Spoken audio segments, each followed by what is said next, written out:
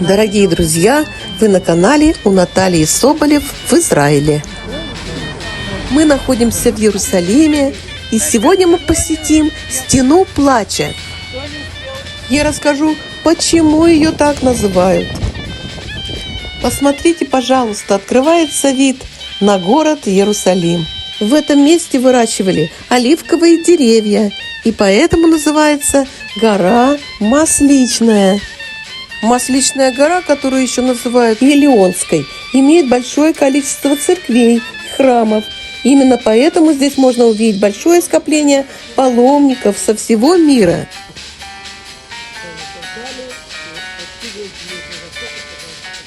Это не были первые стены Иерусалима.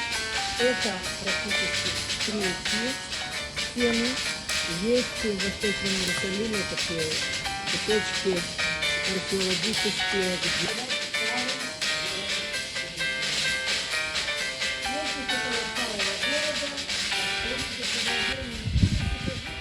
Мы проходим старые улицы Иерусалима, которые специально сохранили для туристов.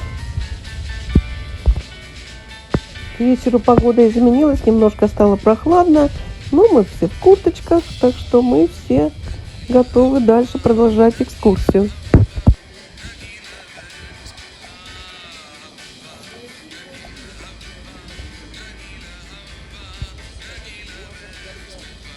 Вот позади меня Стена Плача, видна она или нет, не знаю. Дорогие друзья, перед вами величайшая святыня иудаизма – Стена Плача. После разрушения второго храма римлянами в 70-м году нашей эры эта величайшая святыня иудаизма чудом уцелела. Стена Плача в течение многих веков является символом веры и надежды многих поколений евреев, местом их паломничества и молитв. Арабы же, видя, что евреи приходят к стене помолиться Всевышнему и поплакать о разрушении храма, прозвали ее Стеной Плача. Святыня для евреев – это храм, который был построен на Храмовой горе. А значение этой Стены Плача для евреев заключается в том, что она единственная, что осталось после храма. Длина стены составляет 485 метров. Мужчины и женщины молятся раздельно. Женщины заходят с правой стороны, мужчины с левой. У них там есть даже синагога, насколько я знаю. Женщинам обязательно нужно покрыть голову платком. Между стеной есть место, можно просунуть записочку с просьбой. Шаббат. Так, телефон мне заставили спрятать, потому что сегодня шаббат. И нельзя фотографировать. К Стене Плача можно подходить как евреям, так и не евреям. Но самое главное, надо знать, что когда вы отходите от Стены Плача, нельзя поворачиваться к ней спиной. Вот наша группа идет, я стою далеко уже от Стены Плача. Здесь можно фотографировать.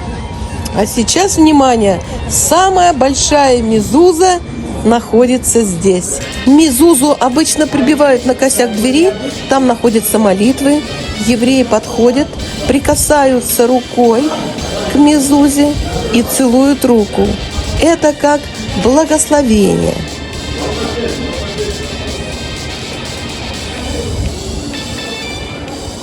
Черный купол виден, это мечеть Алякса. Ну, пока я ждала группу, я присоединилась к другой группе и прослушала немножко лекцию, экскурсию. На этом месте построен первый храм при царе Соломоне. На этой горе, поэтому она называется Храмовая гора. Будет построен первый храм, и в самом святом месте этого храма будут находиться скрижали завета, которые Моисей получит от Всевышнего на горе Синай. В самом главном месте храма. Вот эти скрижали завета находились ближе к западной стене. Поэтому она самая ценная. Проходит время, первый храм разрушен, нападение Вавилона. После этого мы не знаем, куда делся Ковчег Завета. Ковчег Завета, скрижали Завета, которые лежали в этом ящике. Мы не знаем. Но спустя некоторое время евреев выпускают из плена, уже на этот раз персидского, они приходят, отстраивают новый храм, а спустя еще пару сотен лет при царе Ироде принято решение устроить грандиозное строительство. Я подозревал.